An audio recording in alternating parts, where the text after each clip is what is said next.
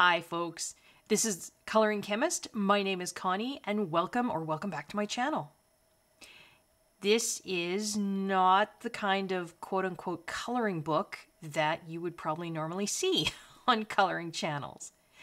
This is the Handbook of Colorant Chemistry, Volume 2 by, I could try and pronounce that, I'm probably not going to do it justice, Ingo Klochel? I don't know. I know I have some folks watching the channel who are German, and you can tell me if that's even remotely close. But he is a German chemist. This is Volume 2. I also have Volume 1. Not your typical coloring, quote-unquote coloring book. But as I've mentioned, lots of times before, I'm a chemistry teacher who has recently sort of rediscovered my love of coloring, and I'm trying to learn to use my science brain in different ways. But I also really, really love and enjoy the intersection between chemistry and the art world. There's so much chemistry in the art world, particularly with the materials that we use. And that can include paper too. But what I want to focus on today is some myths that are they're out there. And I think I understand why they're out there. And this may not, appeal to everybody, and maybe people, prefer to not think this deeply about something like colored pencils, because that's what I want to look at today. But it is something that the deep dive just made me so happy, so happy. So I want to take a look today at some of those myths that are out there about colored pencils, more about not so much the pigments. We are going to look at pigments in future videos. But today I want to look at how colored pencils are made, what they're made of, and some of those myths surrounding this idea of hardness and where the hardness of a colored pencil comes from.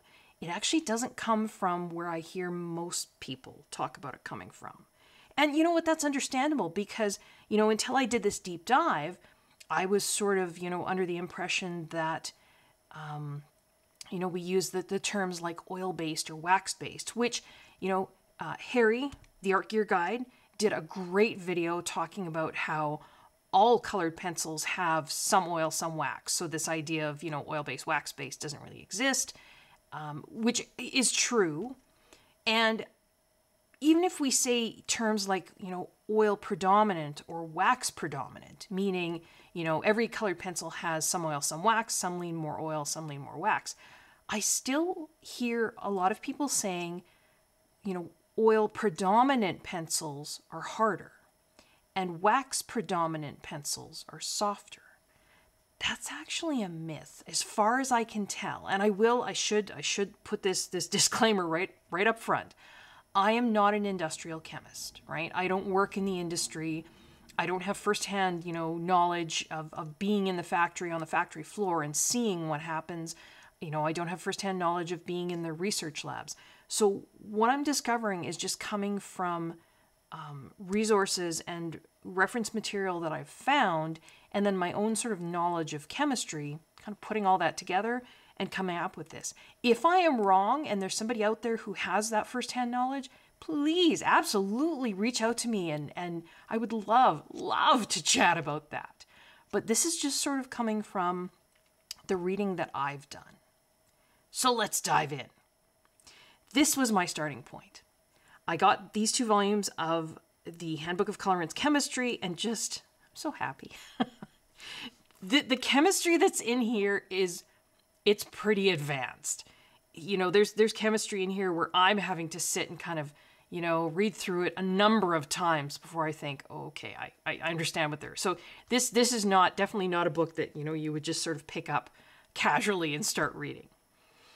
But it does have some fantastic, like it says, reference material.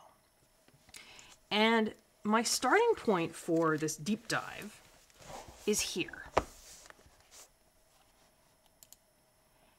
And I'm going to zoom in a bit here. You can see the section here at the top where I've tagged it and I've also highlighted. It's colored pencils. And this is about paint systems in art. So just this little paragraph was my starting point. So you've got colored pencils. The author is talking about what they're made of. And I noticed here, of course, this is a science book, it's a reference book. And so it has references listed within where this author got material from. So 203 and then keyword drawing writing material. I looked that up in the back of the book, and the author was referencing, and we'll come back to this, don't you worry. The author was referencing this article. And it's from Ullman's Encyclopedia of Industrial Chemistry. It's on drawing and writing materials. Because really, that's what we're talking about here. We're talking about industrial chemistry. It sounds, well, industrial, but I mean, it is. You know, you're not, as much as we would like to think that our beloved coloring pencils and tools are made by wonderful little elves working in, you know, adorable little cottages, they're not. Actually, I really like that image. I'm going to keep that image in my mind, but they're not. They're made in factories, right? So this is industrial chemistry. And this article had a section on colored leads. So it talks about how colored leads are made in terms of pencils. And I think this is an important part here. And I'm going to summarize all this for you in a sec. So it talks about how the leads are made, you know, sort of what happens to them. This then led me to, believe it or not, the U.S. Patent Office. So here we've got a U.S. patent. There's a patent number. There's the date. So 2001, A.W. Faber-Castell. And this is a patent for a method for making leads for color pencils, cosmetic pencils, and colored chalk. This had some really interesting information here. Which again, I'm not going to read this to you because that's really boring. So just know that I got some information from here, which then led me to other patents. Okay, this is super fun. I'm going to zoom in on this one. I know you're probably thinking, Connie, this is not fun, but it is. See the date on this? November 12th, 1940. Isn't that awesome? Look at who the patent is being put forth by. It's the Eagle Pencil Company. So this is the forerunner to, if I'm understanding correctly, Prismacolor. And this is a patent for pencil and crayon rods. So again, talking about, now, I didn't rely so heavily on this one. Because 1940 is a long time ago, and I'm pretty sure their chemistry and their formula for making their pencils has changed. But they talk about, you know, what's in pencils. They talk about more what's in pencils there, but I just thought that was really neat. So there's another patent. Led me to another patent. This is the Dixon Company, the Dixon Crucible Company. So again, a pencil company. Patent for leads or crayons and the method of making the same. They have a little recipe there. So, I mean, when I say there was a deep dive, there was a deep dive. I also pulled up some articles from Wikipedia just on, well, actually the binders. And this is on just a little bit of something called methyl cellulose, ethyl cellulose, a little bit of Japan wax. So I think what I will do now is, you are going to see me, and I'm going to tilt this slightly just because that's how I like to have my paper when I'm writing and drawing. But I will straighten it out in the end. I am going to give you an overview, hopefully relatively quick, not too boring. Future editing Connie here. This is not relatively quick. I don't think it's boring, but I suppose it could be found boring. But I just wanted to put that in just in case somebody was watching this and thinking, Connie, this was not relatively quick. Yeah, in the end, it wasn't. Sorry about that. Of how a colored pencil lead is made and where some of those myths are coming in and where we should actually be maybe changing our thinking about things like hardness and that sort of thing. So colored pencil lead. Look, I'm going to draw one. Remember I said before I can't draw? I can draw this. Sure, why not? There's a colored pencil lead. So it's not in the pencil, it's just the lead. It's not in the wood casing. There are 3 main components. Well, 4. But 3 are in the first stage of making these pencil leads. So in the first stage, they combine pigment and then something called a binder, and then something called fillers, or a filler. Okay. The pigment, of course, gives color, right? That's the whole point to a pigment. And it's the quality of the pigment that determines your light fastness. So we can say quality determines light fastness. So if you're using high quality, expensive pigments, you're going to come up with light fast art materials. Future Editing Connie again. Just wanted to stick in a qualifier here. Not all pigments, even if they are high quality, are light fast. So I did say in the video that if you're using, high quality pigments, you're going to have light fast art materials. That's not necessarily true. There's a lot more factors at play there. Some pigments, even though they're high quality, they just aren't light fast. It's just a function of the chemistry of the pigment. You can also, the lesser amount of pigments are going to be maybe less light fast. So that just wanted to put in there that there are other factors at play there. And those high quality, expensive pigments are high quality and expensive because they've undergone testing. We talk about the ASTM standards or the blue wool and those sorts of testing, series of tests that these pigments go through to be determined, their light fastness. So cheap pigments are not going to be light fast. High quality, expensive pigments will be light fast. Again, not entirely true. So the qualifier, not all expensive pigments are light fast because sometimes the chemistry of the pigment just means that it's not light fast. Generally, more expensive pencils or paints or art materials of any kind, so more expensive pencils generally contain more pigment.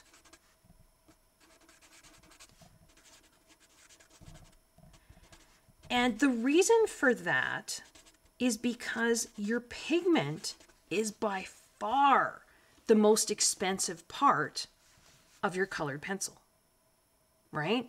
It's by far. Sorry, I know I'm getting off screen here. Let's try and let's go out a bit. I just wanted people to be able to read what I was writing, but I think you maybe can still read there. Sorry, I've also got a shadow here. Let me see if I can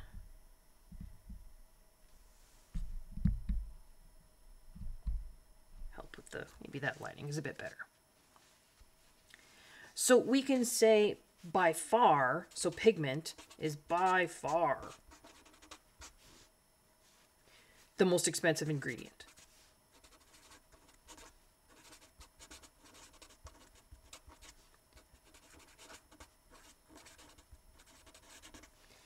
Pigment percentage, if you talk about sort of the weight of a pencil lead and how much of it is pigment, how much of it is binder, how much of it is filler, those percentages are going to change depending on, which company, which formula they have.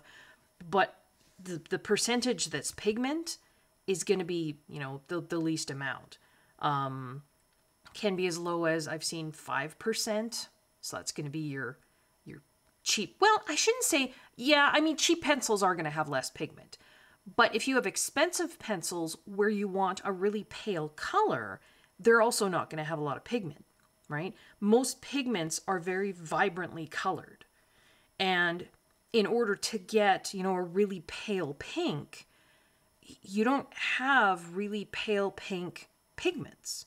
You have vibrant pink pigments or red pigments that you would then mix with white to get pink. But to get that really nice pale pastel color, they're using less pigments and more, probably more filler. And so that's how you're getting those pale pastel colors. So you can have expensive pencils that don't have a lot of pigment in them, but they're usually doing it for a reason, like to create those really pale pastel colors. But the really inexpensive pencils are not going to have a lot of pigment in them because it's expensive, right? That's your expensive thing.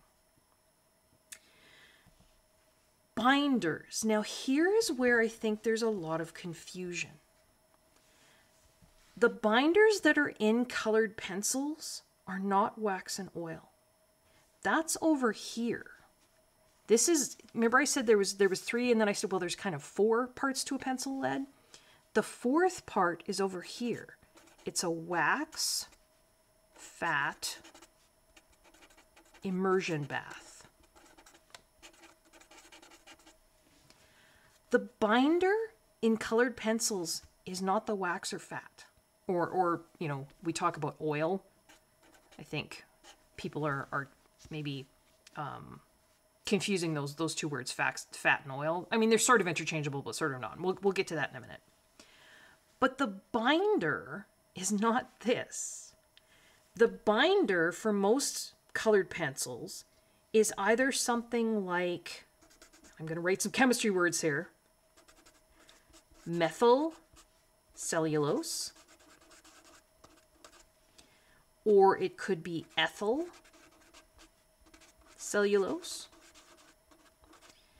It could be, there's more cellulose derivatives, but it could also be a synthetic, which just means,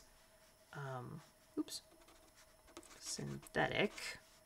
And I'm going to put the word plastic in quotes here because it's not exactly a plastic, but that's kind of the best way to describe it. Polymer. And what that means is it could be something like polystyrene. Now, you might be thinking to yourself, I know that word. I've heard that word before. Where have I heard that word before? Polystyrene is styrofoam. Now, that doesn't mean that they're putting styrofoam in our pencils, but it's something similar. So the binder that we talk about when we're talking about colored pencils is not this wax fat. It's one of these things. And the job of a binder is it allows the pigment particles, because your pigment that you're putting into your pencils is ground up into like a powder, right? So it's got these tiny, tiny little particles. It allows the pigment particles to stick to or bind to the page, to the paper. Because otherwise, if I took just a pigment powder and smeared it onto my paper, there would be color there, but I could also dust most of it off with a brush. It's not going to stick to the paper. There's nothing in raw pigment that would cause it to stick to the paper. That's the binder's job. This is where hardness comes from. And that's probably kind of the biggest sort of, I don't know if it's a myth, maybe a better word is misunderstanding. That's probably the biggest misunderstanding of when we're talking about colored pencils.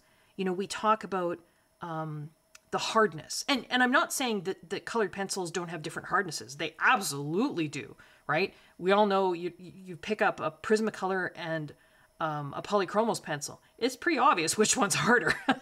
Or you pick up something like a Derwent artist pencil. I don't know if anyone has ever tried those. They're incredibly hard. But they're hard or soft because of this, not because of this. And that's, I know, take a minute, sort of let it process, let your brain kind of mull that for a minute. I know it's hard because I was totally, I understood that the hardness was due to whether it was more sort of oil leaning or wax leaning, but it's not. Now, maybe, and I will sort of, there is a bit of a crossover here. Because, and I'm going to come back to fillers in a second here. So if this is where the hardness of the lead is coming from, the hardness of the lead is then going to be due to the different kind of binder that's used, how much of it is used. That's where the hardness is going to come from. The more binder that's used, the harder the lead you're going to have. If I had to guess, a synthetic kind of plastic polymer binder might produce a harder lead than maybe some of these methyl or ethyl cellulose binders. I could be wrong on that, though. I couldn't find any information about that. But just sort of chemistry, knowing chemistry, I would guess.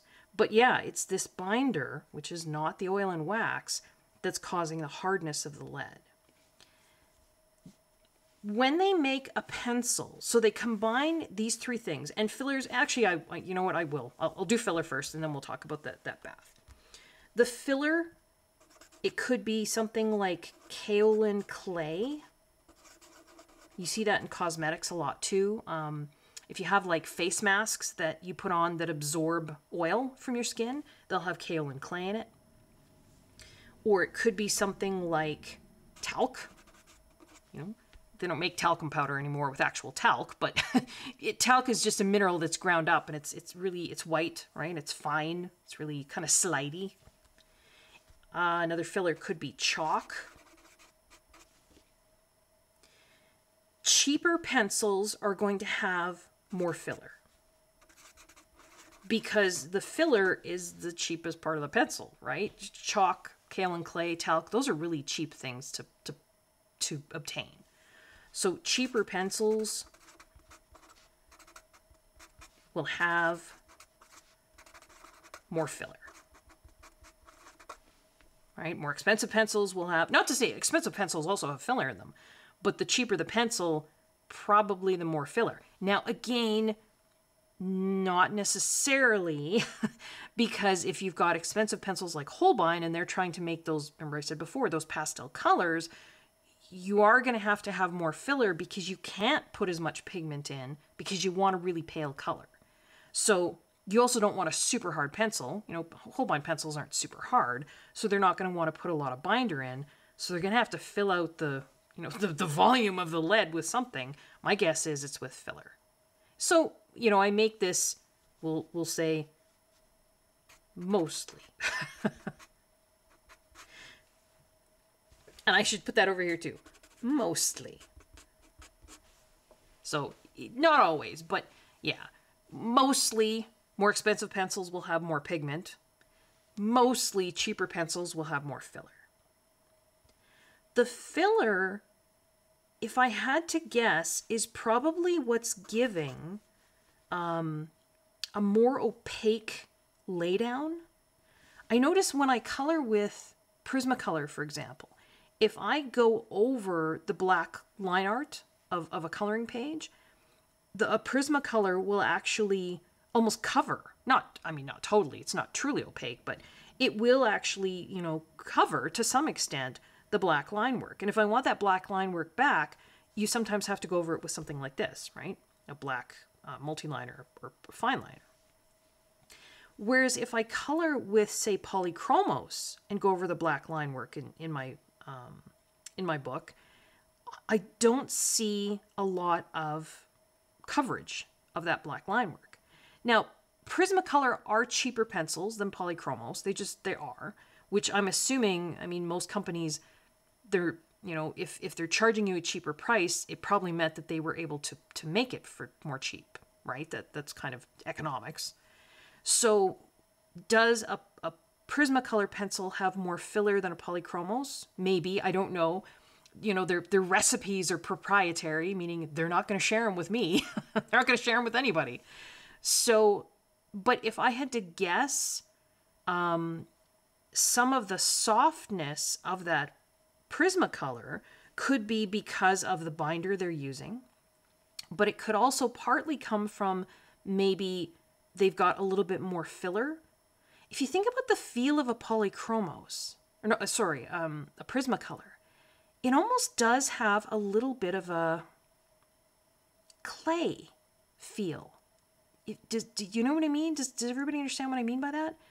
When it lays down, it's kind of like, yeah, like I get this feeling that there's some clay in there, right? And you can really sort of feel that. So that would make sense then if I see some of that opacity when you're going over the black line work. That would make sense that in a Prismacolor pencil, you maybe, and I'm guessing at this, like I say, don't work for Prismacolor. They're not going to let me into their factory. But it would make sense to me that they would have a little bit more, I think, clay, if I had to guess. So I'm going to say the filler, more filler probably equals more opaque, meaning you can't see through it, right? That's what opaque means. More opaque laydown. Probably. That was the one thing I couldn't really find a lot of information on. So this is just sort of based on, you know, my knowledge of chemistry. So here we've got our three main components of the pencil. And I should also say, plus other stuff. They do add things like additives, fungicide, believe it or not, so that your pencils don't go all gross and grow mold on them. Probably a good thing to add. Mica, if they're making, you know, metallic pencils, we'll just say etc., etc. So this other stuff is a much smaller amount, and it's not really going to contribute to, you know, kind of the overall feel or lay down of the pencil. Well, except the mica would contribute. It would be sparkly. But things like adding fungicide or some of the other additives they add, it's not really going to make a whole lot of difference, right? In terms of what we're concerned about, which is how does the pencil feel? How does it lay down? So they take these three things, plus, you know, whatever else they need to, they mix them, and it makes this kind of dough. And they roll this dough and they mix it all really well together. So it's, you know, they call it homogenized. So it's uniform, because you wouldn't want your pencil lead to have, you know, a lot of pigment right up here, and then, oops, we didn't mix it very well. So now it seems kind of less, you know, colored. And then all of a sudden down here, oh, look, there's more pigment. And you don't want that, right? You want it to be consistent throughout. So they mix these three things, they get this dough, and then they take this dough and push it through, it's called an extruder. It's basically a plate, like a metal plate, with little tiny holes that are the diameter of whatever core size they're trying to make. So if if the core of your pencil is 3.8 millimeters, that's how big those little holes are going to be. And they push this paste, or this dough, through the plate with these little holes, and then you get these cylinders of pencil lead. They then take these cylinders and they bake them. The problem is with colored pencils, when you're making like graphite pencils, like regular, you know, writing pencils, they bake those leads. So it's a very similar process, but they bake those leads at almost 1,000 degrees Celsius. You can't do that with colored pencil lead, because if you heat pigments to that temperature, you'll just wreck the pigment. It'll just break down. So they only heat them to about, I think it's just over 100 degrees Celsius. So they bake them, but not at very high temperature, comparatively. And what that does is, when you bake it, of course, there's water involved in this sort of part of the pencil ingredient list. So these binders are quite often mixed or suspended in, well, not so much down here, but the methyl cellulose for sure is mixed in with water. So when they bake these pencil leads, what happens if you put something with water in the oven, at 100 degrees Celsius is about 212 Fahrenheit, right? The water is going to evaporate, right? So these pencil leads, after they're done baking, have all these, and I'm going to draw them much bigger than they are, they have all these tiny little holes, little pores, they call them, in the pencil lead. Much, much, much, much smaller than that. And so after the pencil lead's done baking, so bake, it then goes over to here. And they take these baked pencil leads with all their tiny, tiny little holes that are left behind because the water that was in them when they made this dough baked off, basically. And all those tiny little holes are going to be filled in with this wax fat or wax oil kind of bath that they then put these leads in. And they put them in this, so they lower them into this bath and they let them just soak in there for, I don't know, hours and hours, usually. And the wax or oil bath. Now, here's where some of that misunderstanding I think is probably true. There certainly is different recipes for a wax or fat bath, right? That pencils can be put in. They can be put into a bath that's a little bit more wax than oil or fat. They could be put into a bath that's a little bit more oil than wax. So you can have baths here that are, kind of wax leaning or oil leaning. But again, this doesn't have anything to do with, or not a lot to do with the hardness. The hardness is coming from this binder. What this wax fat bath does is it improves the consistency, the sliding ability,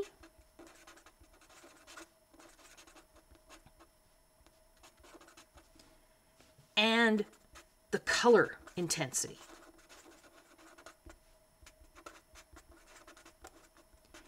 And I think in the pencil world, they refer to this as, putting these pencil leads into this bath and letting them soak so that the wax, oil, fat bath that they're in soaks into all those little holes all over throughout the pencil lead. It gives it a softer or smoother downstroke. Now you notice the word softer is in there. The softer, though, when they're talking about a softer or a smoother downstroke, it would be like the difference between,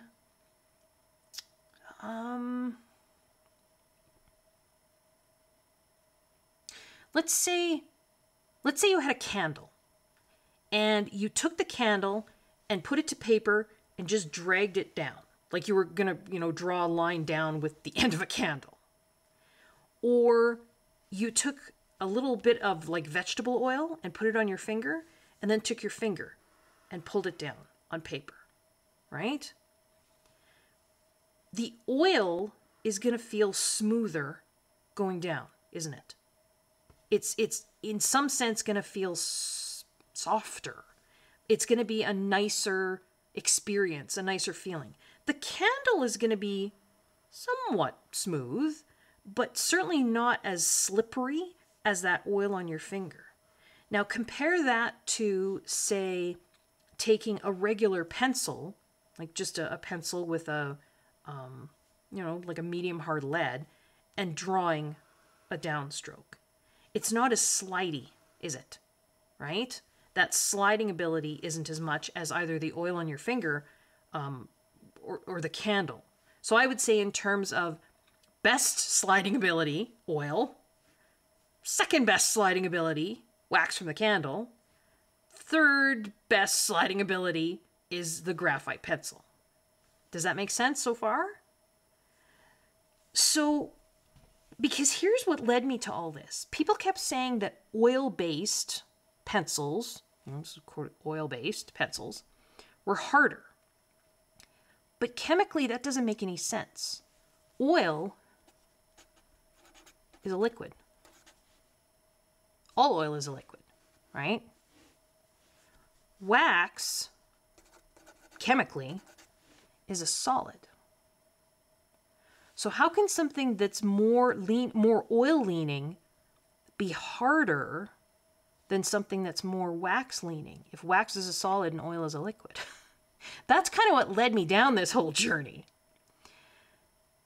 Oil is slipperier than wax, right? So an oil-based pencil is going to feel slicker than a wax-based pencil. And again, I'm using these oil-based, wax-based. Of course, all pencils have some of each. But let's say an oil-predominant pencil is going to feel slicker than a wax-predominant pencil. It's going to feel slipperier. And I think that's true. If you have a polychromos pencil and a Prismacolor pencil, and you just take them both and you just, sort of try and get the same pressure, make a line with one, really focus on how it feels. So let's say we make a line with our polychromos, kind of focus on how that feels, and then make a line with your Prismacolor and focus on how that feels. The polychromos is going to feel slipperier, right? It's going to feel, that's why we talk about it having an oily consistency, right? Oil is, if you think back to the candle and the oil on your finger, oil is slipperier than wax. So if you've got these oil predominant pencils, it doesn't necessarily mean they're harder. The hardness is coming from the different binders that Faber-Castell uses. And I don't know. That's proprietary, right? They're not going to tell me. Although in the patent that I looked up for 2001 for, going back to my research here, they did talk about a cellulose derivative for, now again, I don't know if this is polychromos, I don't know if this is Goldfaber, I have no idea. All I know is this was the patent from A.W. Faber-Castell, right? So they're talking about leads contain a binding agent, for example, a cellulose derivative, filler materials such as kaolin, and coloring agents. So that's your pigments. And right there, the consistency or hardness of a lead is determined decisively by the binding agent used and its concentration. In other words, how much of that binding agent. And the binding agent is not the oil or fat or wax bath. It's not. It's the binding agent is that cellulose derivative, mostly. Then it says traditional leads are dipped into liquid waxes, liquid fats, or fatty acids following the drying to improve the downstroke behavior. Okay. So this doesn't have much to do with hardness. I know. This is maybe I should call this video unpopular opinions. I don't know. I don't know that it's an opinion. I mean, it's kind of, I did some research, and like I say, I'm not an industrial chemist. I could be wrong, but my research kind of says this is the way it is. So there it is. There's sort of, a bit on colored pencil leads. I would say maybe instead of using kind of the rule of thumb, oil-based is hard, wax-based is soft. Oil is more expensive. And wax, and I'm not saying oil pencils, I'm just saying oil, like if it, as a big company, if you're buying like industrial amounts of whatever oil they're using, the oil is more expensive. Wax is going to be less expensive. So when you hear talk of pencils that are oil leaning, right, or oil predominant, oil is more expensive. I'm guessing a lot of those Chinese pencils that say they're oily, like I think the Brute Pruner says it's an oily pencil, all they mean is not watercolor. It does not, if I had to guess, I can't imagine a company that's selling pencils for that cheaply using oil mostly in this bath. I would think they're going to lean towards the cheaper wax. So I don't think we can say that, Brute Pruner pencils are oil leaning or oil based. I just don't think they are. And, the one oil-based pencil, or the one pencil that I know of where the bath that those leads are put in is predominantly oil, is polychromos. They say that. Lyra is another one that says that. So Lyra polycolor, those Rembrandt polycolor pencils, and polychromos, the bath that these pencils are put in is predominantly, well, it leans more towards oil, let's say it that way, than wax. The other pencils, I don't know. I'm guessing maybe leans more towards wax. And the interesting thing is this sort of misunderstanding that oil pencils are hard and wax pencils are soft. Derwent Artist pencils are some of the hardest pencils I've ever tried. They're hard. And they are, as far as I understand, the bath that they're put into leans to wax. So again, the hardness of the pencil can't be coming from this wax oil business. It's got to be coming from here. So whatever binder Derwent is using for those artist grade pencils, it's hard. And, there's all kinds of other things they can do too. Some of those patents talked about taking this pencil lead and heating it maybe a little bit higher during the bake process to actually break down some of the binder after they've put it in. That can affect the hardness too. So how much binder, the kind of binder, and then what they do to the binder before they dip it in the bath can all affect hardness. But that's where the hardness is coming from. It's this binder. It's not, maybe a little in the sense that changing the composition of your bath is going to change how that pencil feels going down, and a smoother downstroke maybe feels softer, that in that sense, but it's not going to change, a Prismacolor pencil. You can take your thumbnail and almost dig it into the lead, right? It's soft. A polychromos, you can't really dig your thumbnail into the lead, but that's not because of this. That's because of this. I did want to add in, and I forgot this, so I'm adding it as an edit at the end here. So maybe instead of using the terms oil-based to mean hard and wax-based to mean soft, maybe we could just use the terms hard and soft. So we could talk about pencils being hard or soft, or anywhere in between. You could talk about them being medium hard, medium soft. If we want sort of extremes at either end, maybe the hard extreme could be, Derwent artist pencils are pretty hard. And maybe at the soft extreme, we could talk about Derwent drawing pencils. Those are pretty soft. Again, if anybody has maybe better examples of either end, I'm certainly open to that. So we've got, those two extremes and then everything in the middle, right? But then instead of, talking about oil-based or wax-based, we could also talk about, so this is sort of hardness, but we could also talk about laydown. And I think maybe a lot of people already do this, but it was just sort of something I was tossing about in my brain, and trying to sort of train my own brain to think like this. So you can have sort of different kind of feels of laydown. You can have smooth. You could have sticky.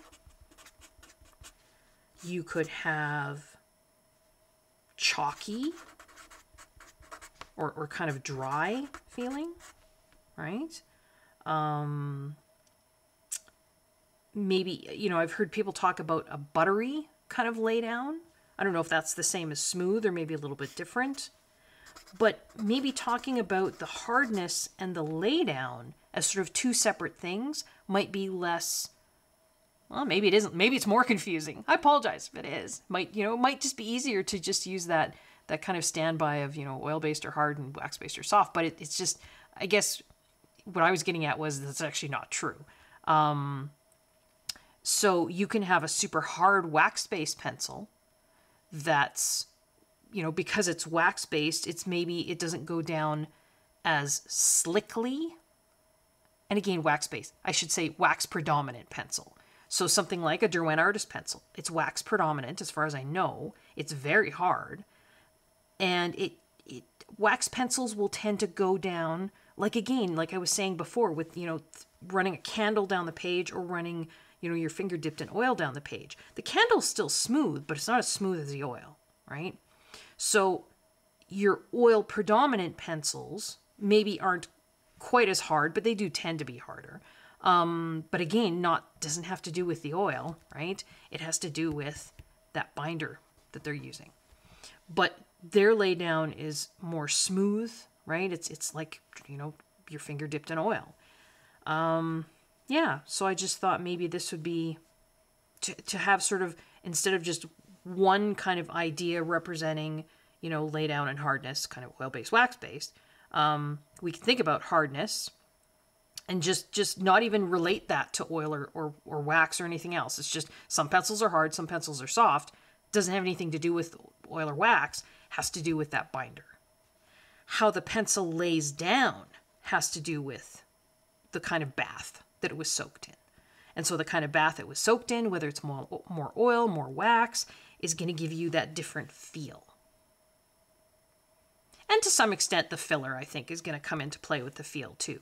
A chalky or drier pencil maybe doesn't get soaked as long as in the bath and maybe has a little bit more, and I'm just guessing here, maybe a little bit more talc or chalk in it. I don't really know. Doesn't mean that it's a cheap pencil.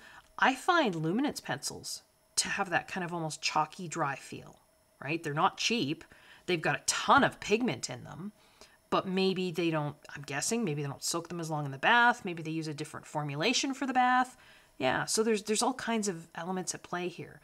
But I don't think we can sort of accurately say oil-based pencils are hard, wax-based pencils are soft, because that's not true.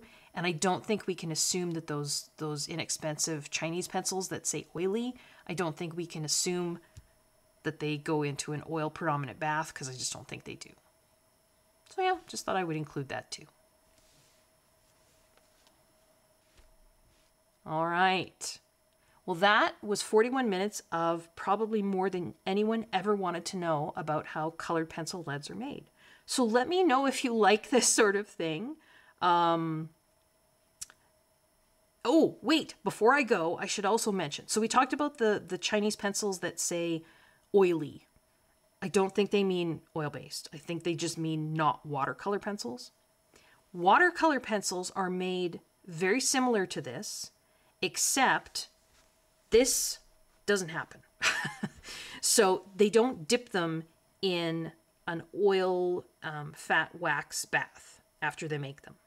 What they do is they have another ingredient that gets added in here, and it's a mixture of kind of this wax fat with, believe it or not, something similar to soap. And that's how they make watercolor pencils.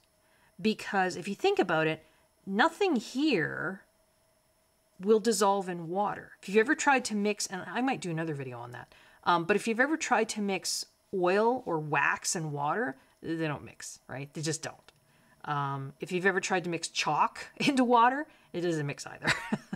Pigments might dissolve in water, and some of these binders might be water soluble, but overall, this recipe is not going to give you something that in the end, once it's soaked in this bath, is going to be dissolved by water, which is good because you don't want your polychromos or your Prismacolor to dissolve in water.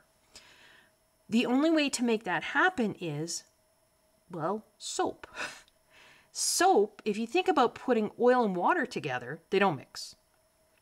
But if I put oil and water together and add soap, suddenly the oil starts to, kind of, I say, quote unquote, break down. So, and it's not actual soap. I'm kind of simplifying there, but yeah, watercolor pencil leads, it's this process without this. And they also add in here, before the baking, they'll add some of the fat and oil that they would have dipped afterwards. They'll add that in here, but then they'll also add in something that's kind of, they call it an emulsifier, but it's kind of like a fancy word for soap. And that means that the oil and wax that are in our watercolored pencils are able to dissolve a bit in the water that we use to break down the watercolor pencils, because the soap acts like a go-between, basically. So anyway, just thought I'd add that in. So yeah, if you guys like this kind of content, let me know. I certainly can make more of it. I may make more of it anyway, just because I really enjoy doing it. If I'm only doing it for myself, that's okay too. Thanks so much for sticking with, folks. If you like what you see, let me know in the comments. Click the like button. Consider subscribing.